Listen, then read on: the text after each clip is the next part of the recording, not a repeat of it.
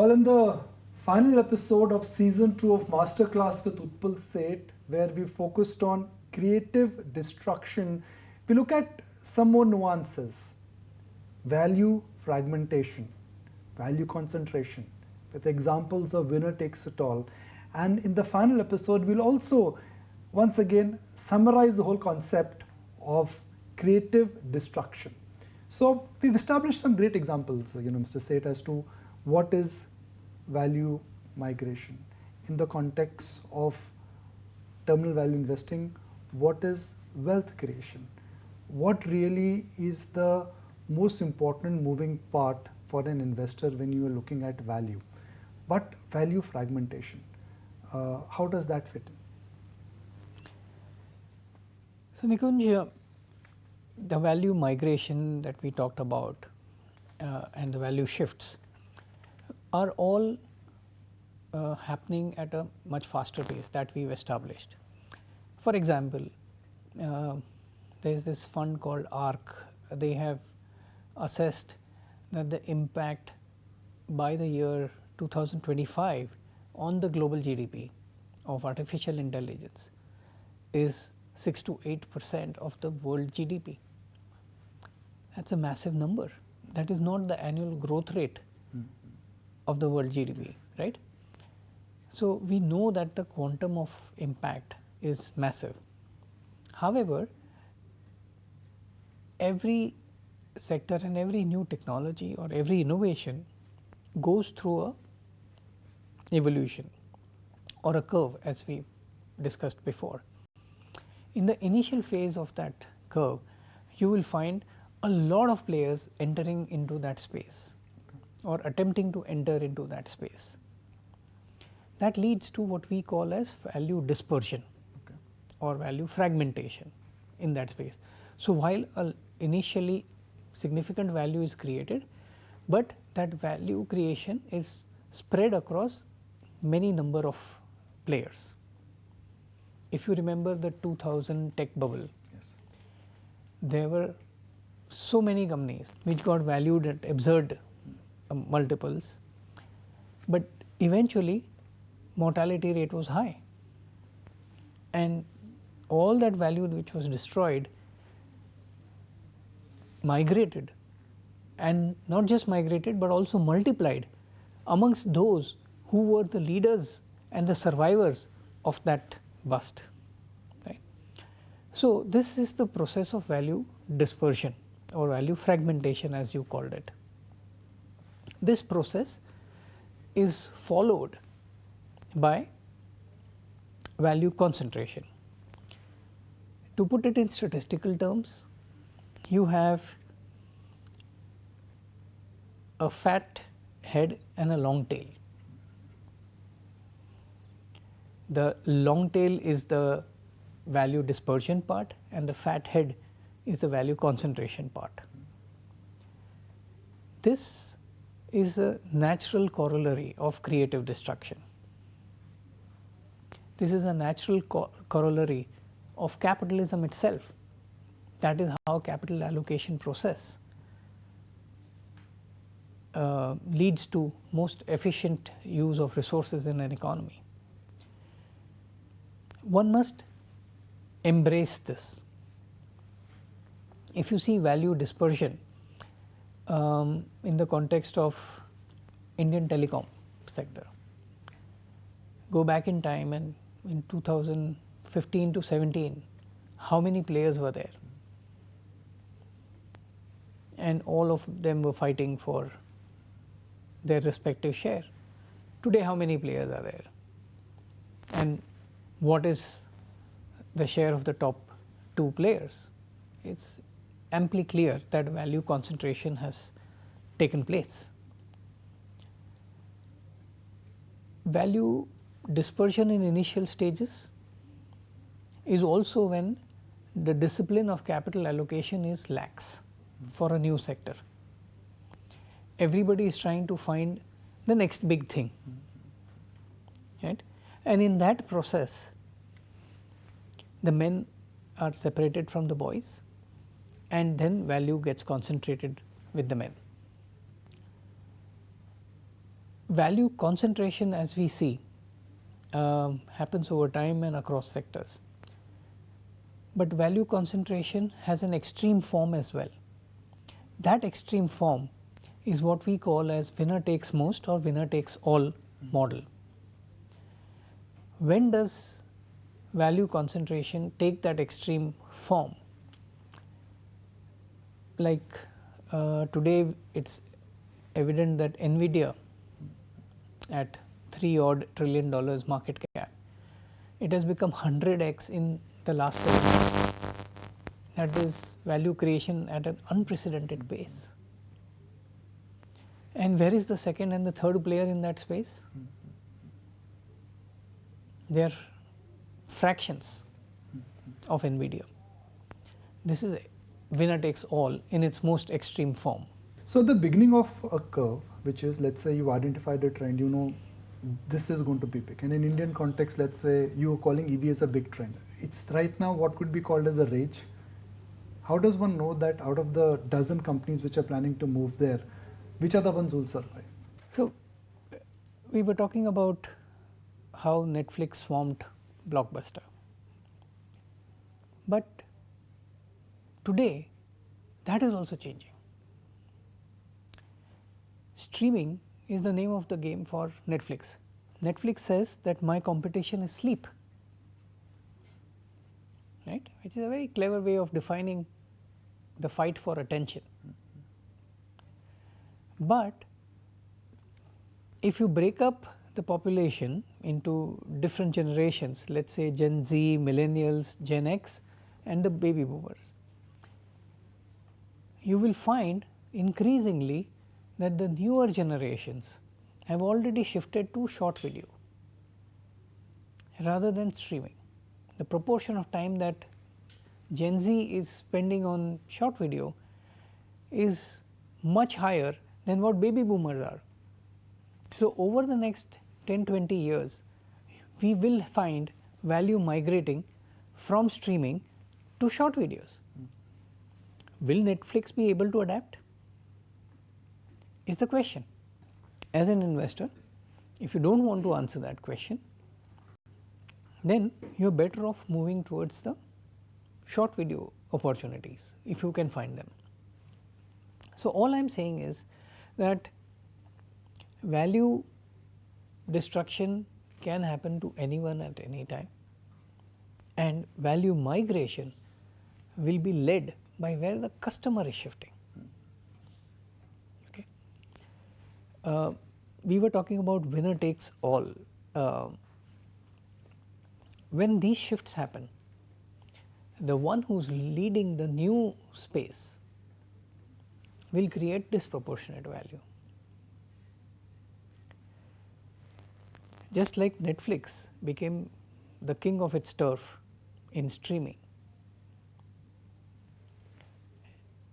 I think the world is yet to see who's going to become the king of its turf in short videos. Not just that, let's take an example of electric vehicles. Globally, we are seeing Tesla and BYD become respectively dominant players, but in India, we are still in a very nascent stage. The winners are not yet determined. So we are probably in the value dispersion phase right now, and over time, we will move towards value concentration phase. Now, who will be the men out of the players today remains to be seen, but I think there are early signals about what are the capabilities that you would look for in those men who are going to make the difference. You spoke about winner takes it all, and again your favorite example, Eric Smith. In the short term we overestimated, in the long term we underestimated. Winner takes it all is a concept where we underestimate what the winning pot perhaps could look like. In any sector, when you have a sizable market share of 55 to 60%, the advantage which you will enjoy in terms of market cap, recognition, P multiple, profitability, and customer satisfaction, I guess is going to be supreme. Of course. However, Nikunj, we are talking about the end point there where you have 55-60% market share. But as an investor, you will have to move prior to that, Okay. right, and see where your incremental market share and your incremental return on capital employed is disproportionate, right, and accordingly you have to invest. So, what makes the difference of whether an industry consolidation is going to go to an extreme in where winner takes most or winner takes all? It's actually the cost curve. Okay. It's actually what is the marginal cost for each unit, and that determines how extreme the leadership in that space can get. So, we were talking about global examples, right. During COVID, Zoom was a boon. Zoom had far greater market share than Microsoft Teams had. But over a period of time, look at how it evolved. Microsoft Teams has taken disproportionate market share, and Zoom is now actually playing catch up. So, despite the initial spike that Zoom's market cap had, thereafter there was a tremendous destruction in the value of Zoom, whereas Microsoft kept on going from strength to strength, not just because of Microsoft Teams, but for many other things. So, one must recognize what are the inherent right to win, who has the inherent right to win in that space. And when you find that, and which is the word that we used in one of our earlier episodes, differentiated insight. When you get that differentiated insight as to who has the right to win here, you follow that.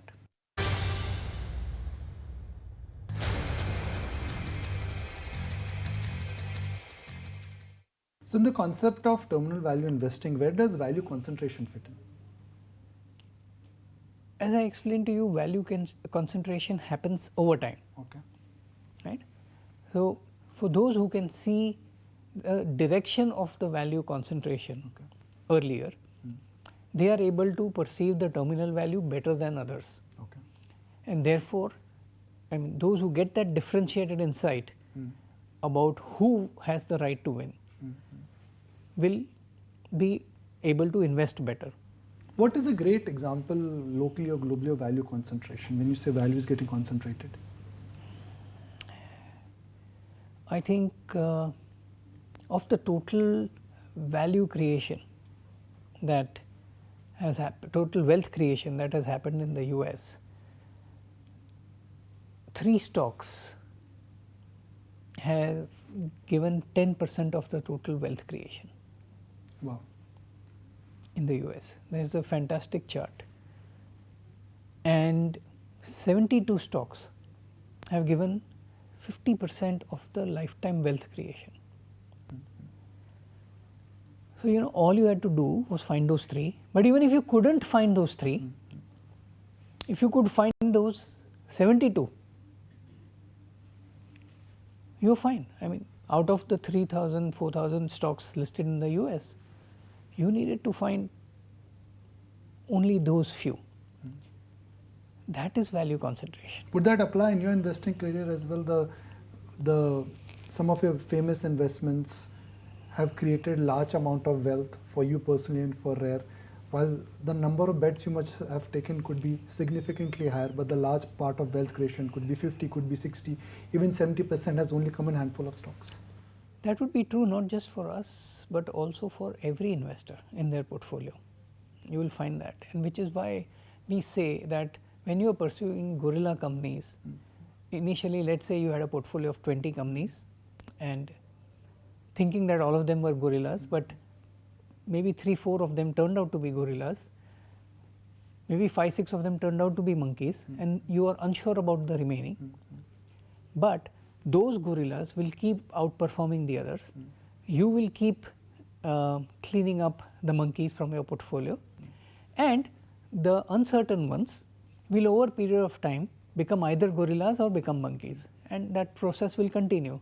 So, over a long period of time, you will find that those gorilla stocks become disproportionate part of your portfolio as well, and that I think is what truly makes great investors compound over a long period of time. And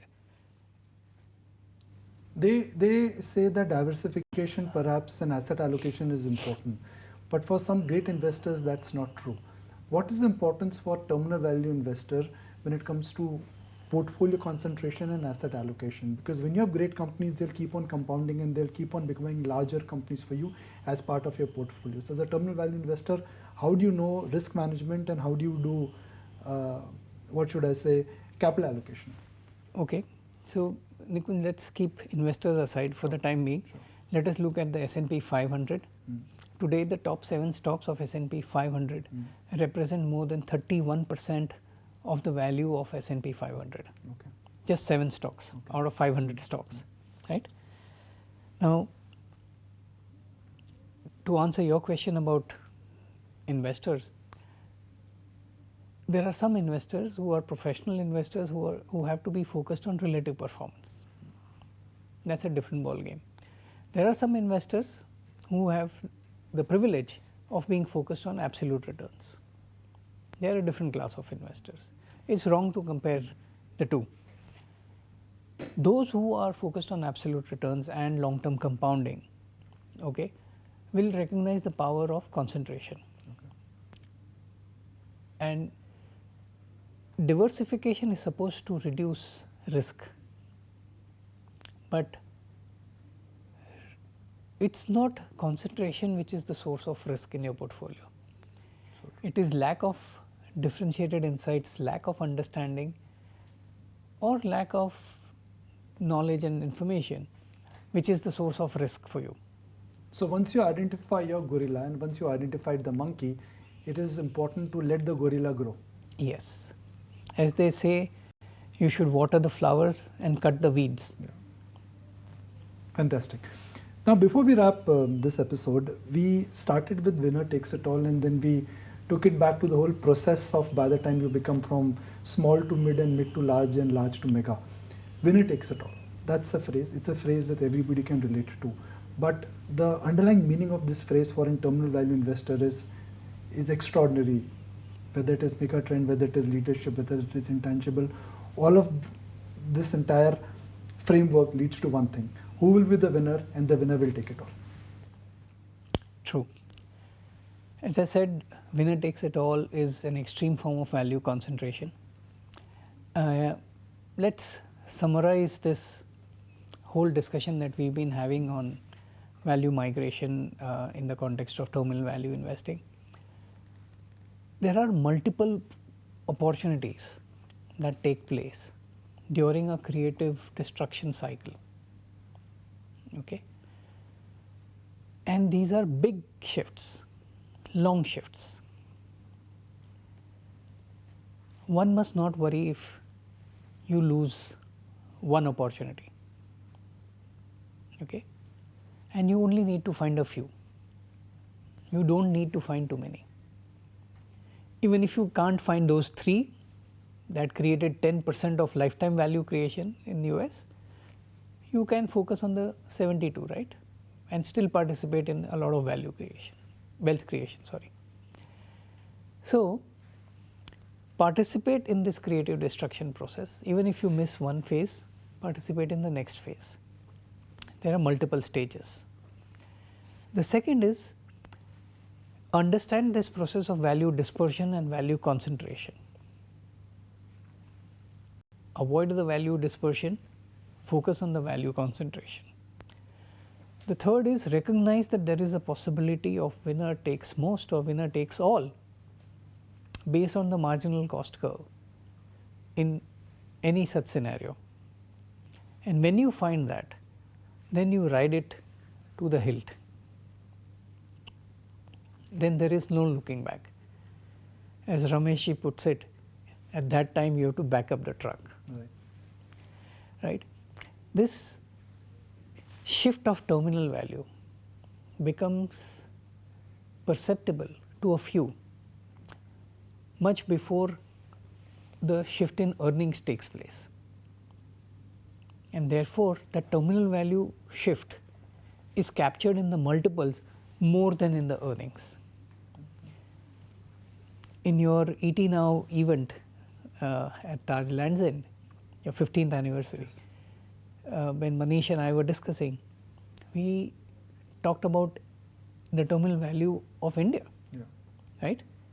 And maybe the higher multiples that we are seeing today are a reflection of such a value shift, reflecting the underlying changes which are not fully captured in the earnings shift so far.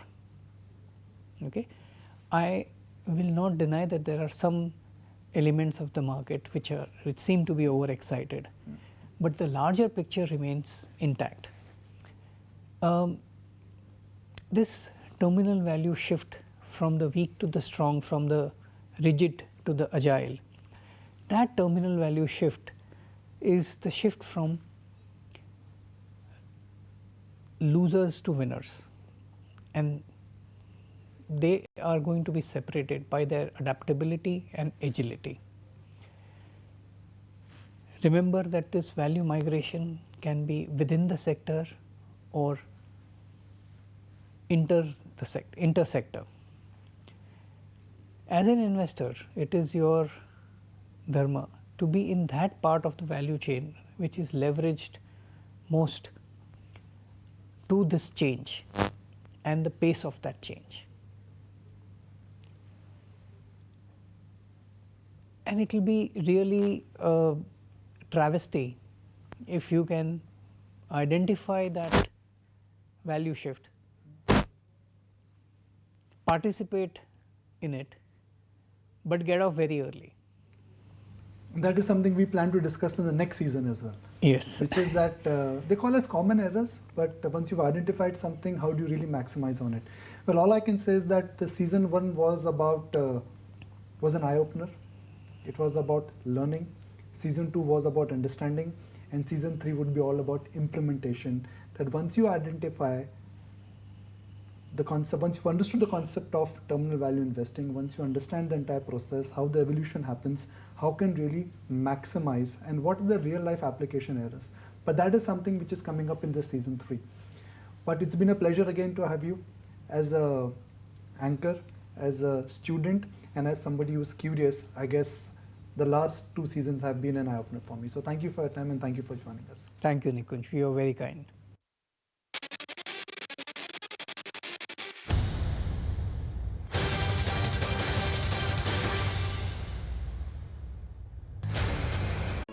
If you like this video, then like, share and subscribe to ET Now.